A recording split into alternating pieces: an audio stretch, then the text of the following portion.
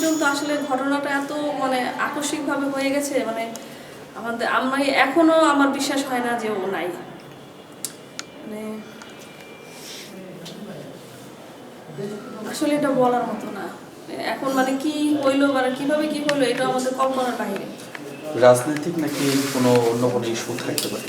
এরকম তো রাজনৈতিক ইস্যু বা অন্য কিছু ইস্যু আমি কখনো দেখি নাই। ও সবসময় সবার সাথেই মিশতো, সবার সাথেই ভালোভাবে কথা বলতো, ওকে সবাই পছন্দ করতো। এখন এটা কিভাবে বা কোথা থেকে হলো আসলে আমাদের এটার কোনো ধারণাই নেই।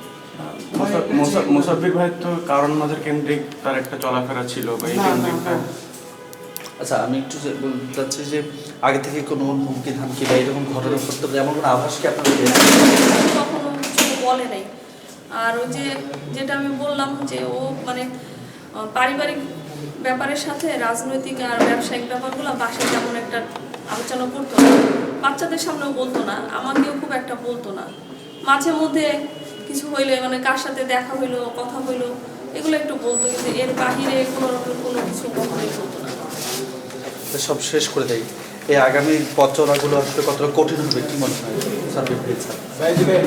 কঠিন তো হবে। এখন আসলে আমি ভাবতে পারতেছি না যে আমি সামনে কীভাবে চলবো,